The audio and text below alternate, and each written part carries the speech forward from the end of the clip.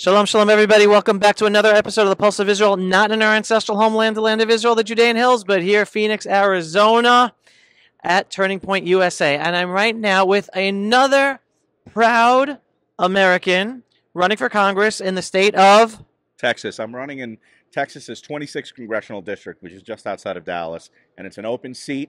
The incumbent, Michael Burgess, decided not to run. It's R plus 13. And I said, why not? I'm a United States Navy veteran who served honorably during 9/11.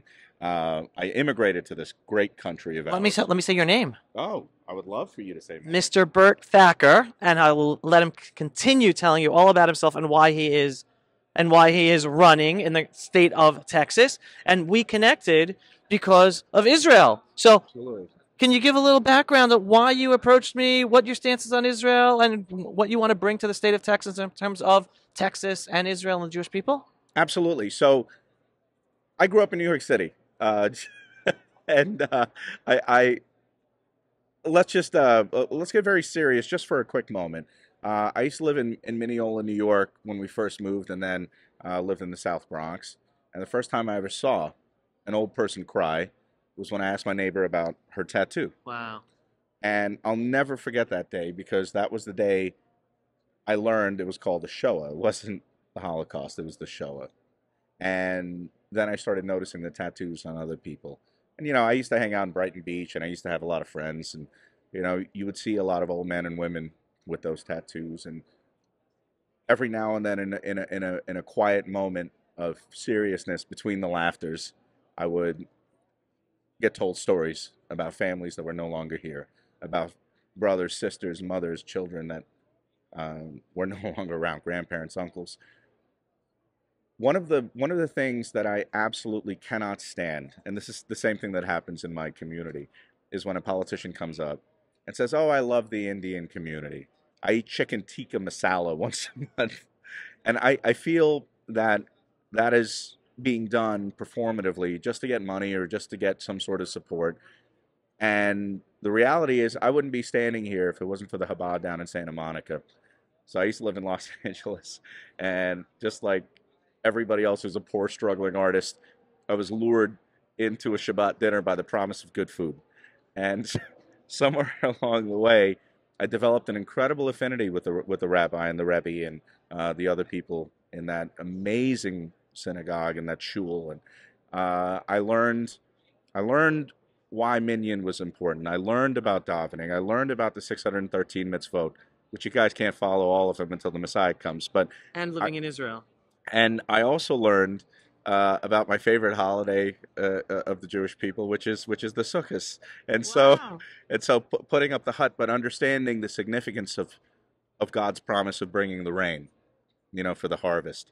I learned why the lulav and an esrog was important. I learned about Masada. I learned about the reason about Hanukkah, and it's not just spinning a dreidel and throwing chocolate coins around.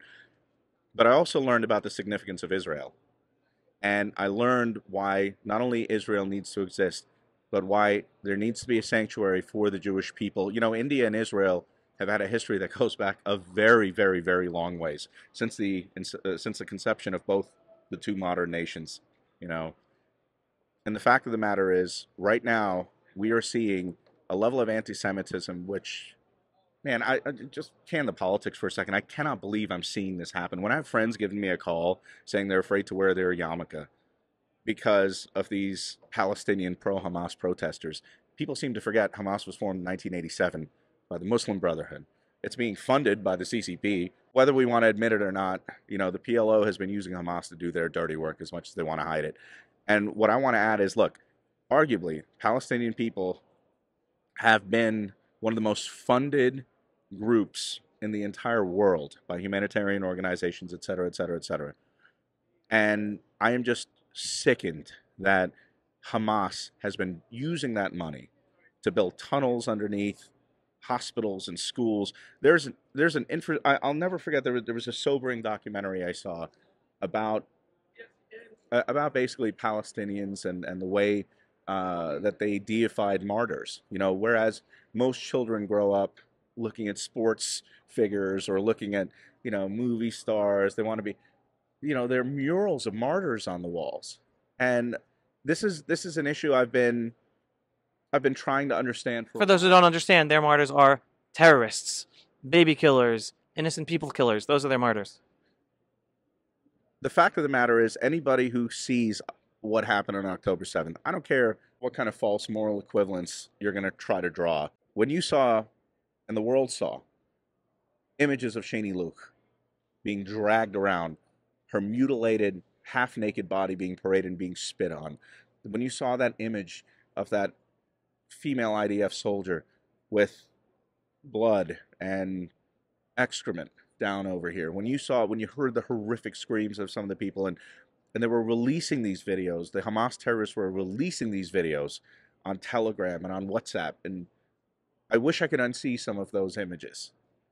Then, quickly to have the propaganda machine turn around and say, oh, it's Israeli generated propaganda. When you have a Democratic members and Democratic caucus members right now who are the first to shout, me too, and condemn, even the slightest act of aggression towards women, and now they're effectively justifying rape.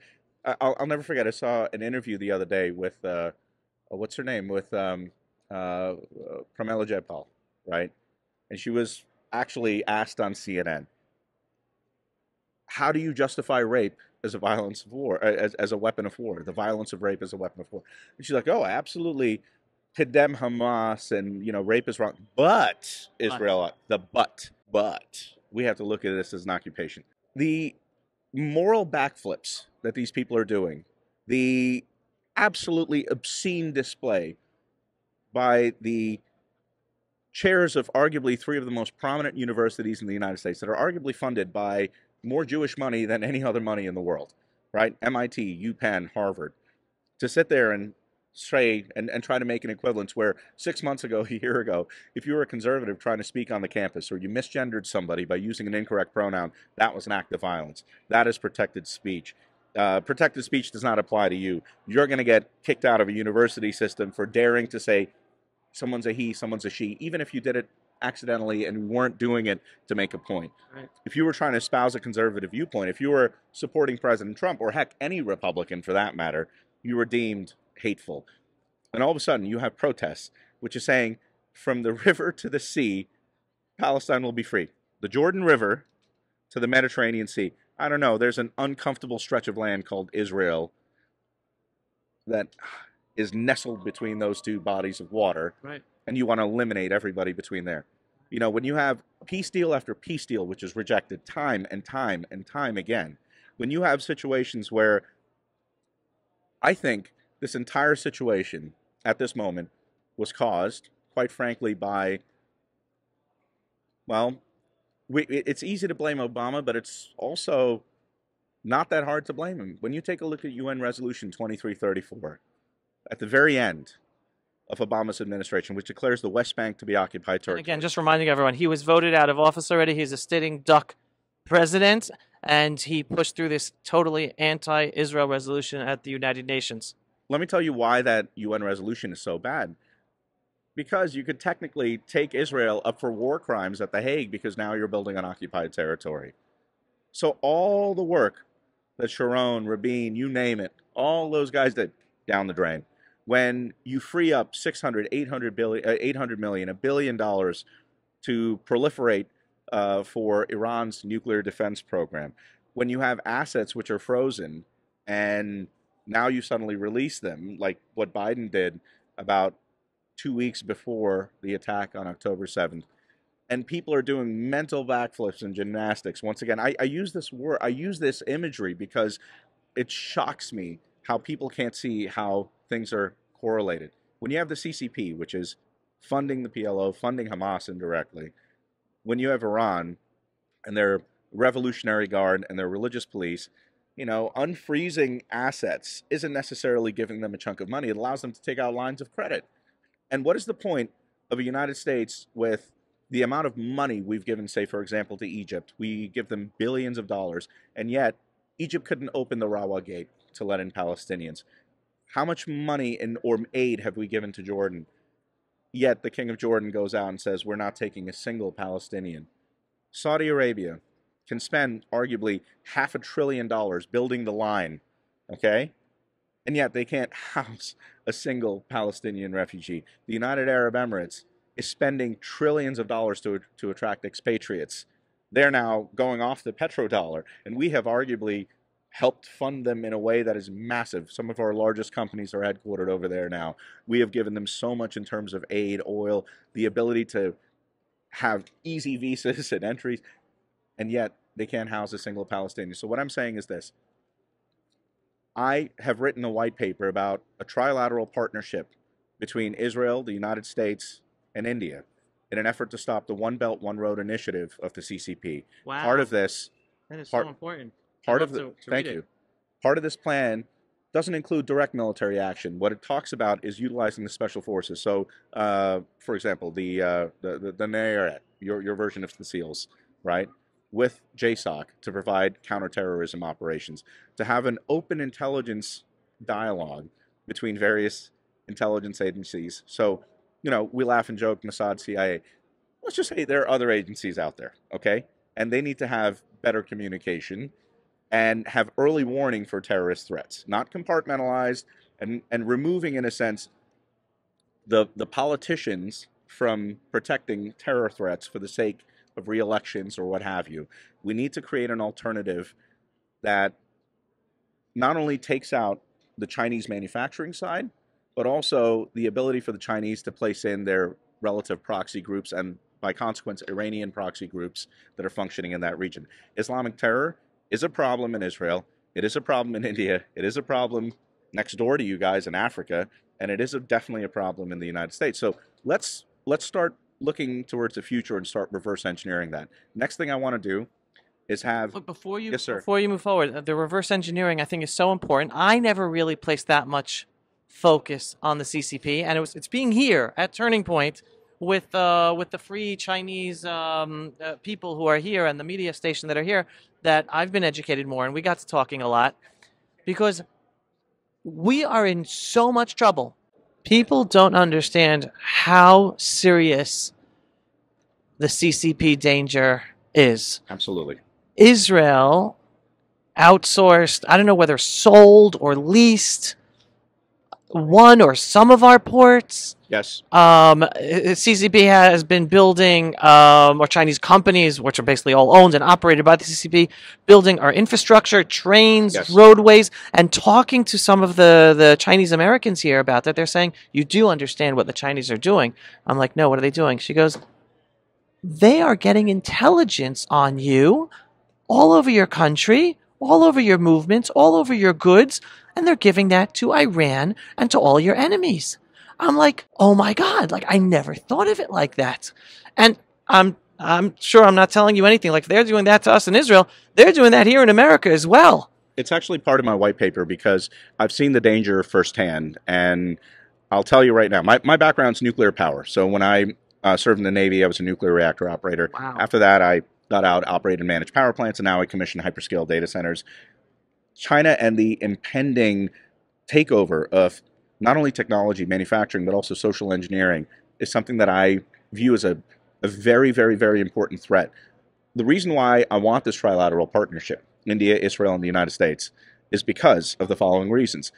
Those three nations, these three nations are the three bastions of populism. And what do I mean by populism? Populism is a sense of pride, not only in nation, but having a sense of identity that counters the bulwark of groupthink. It allows for individuality, but it is fiercely loyal to its friends, and it also maintains the respective currencies and allows for forward thought. It is the antithesis of the ideas which will bring about communism, okay, and fascism. And ultimately, what I wanted to create with this partnership was a manufacturing hub in the form of India, a technological hub in the form of Israel, because if you think about for example, Ormat. Let's talk about Ormat. Ormat is a gigantic Israeli company that is on the leading edge of geothermal power plants. Wow, I didn't even know about that. Okay. Right?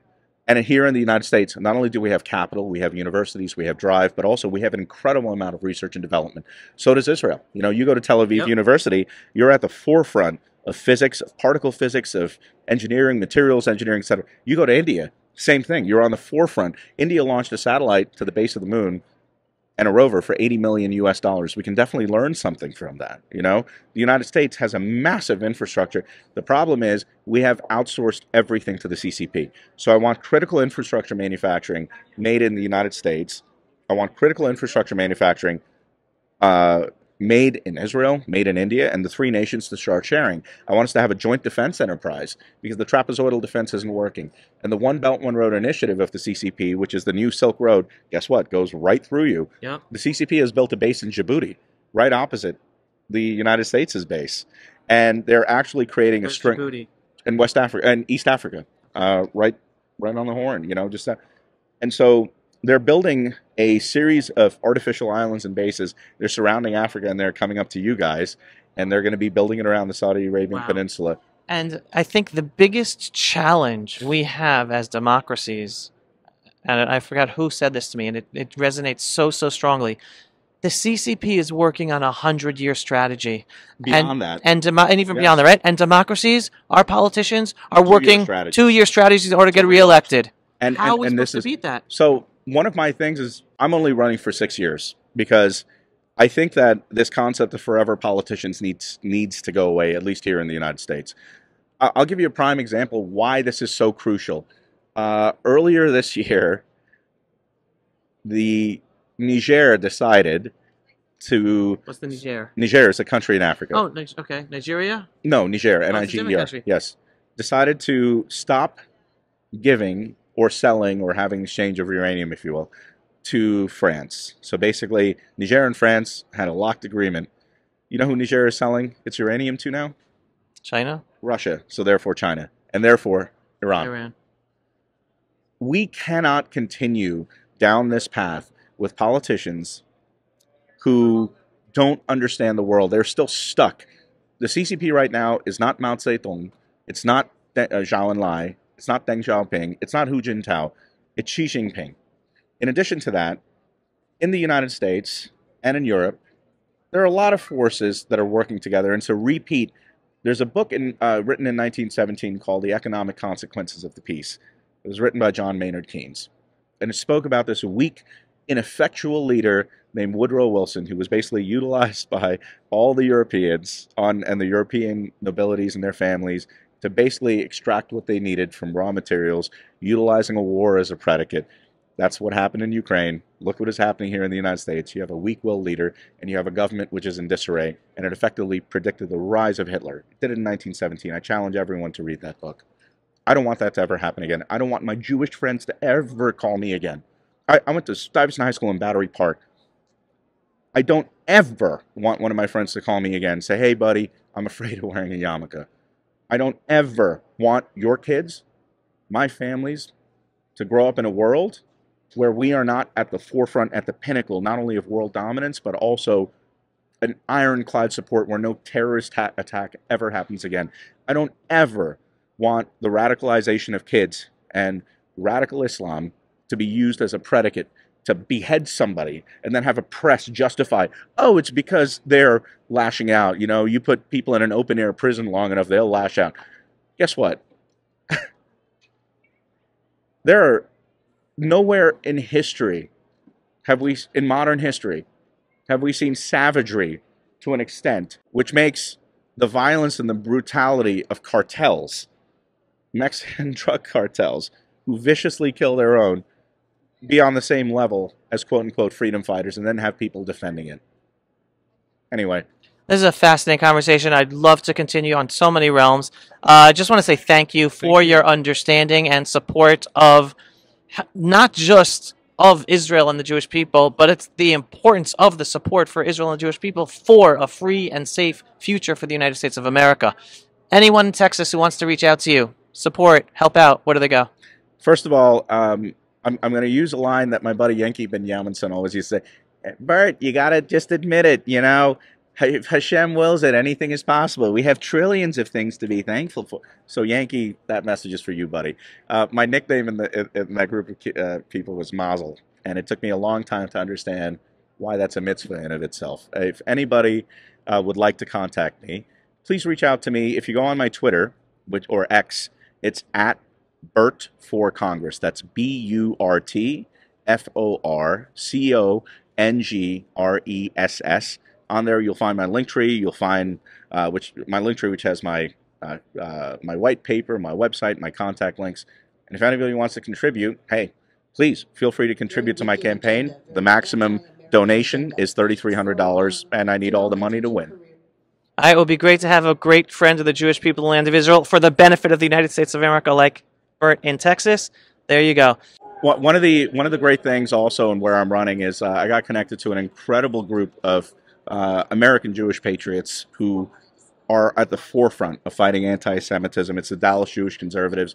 It's led by an incredible human being named Benji Gershin, and I got to tell you, it's nice to find a community of people who are really fighting to protect life, liberty, and the pursuit of happiness, not just here, but all over the world. Israel must exist. It's a bastion of democracy, and we will always protect Israel. Amazing. Everyone, signing off for another video here in Phoenix, Arizona, Turning Point USA. Thanks for watching another Pulse of Israel. If you are not yet a subscriber for our politically incorrect truth about Israel, the Jewish people, and the freedom-loving world, go sign up on pulseofisrael.com. And if you like these videos and these messages that you hear only from us, go click on the donate button every once in a while on pulseofisrael.com. Thanks for watching, everyone. Shalom. Pulse of Israel, frontline videos from the Holy Land. Support our work by donating today.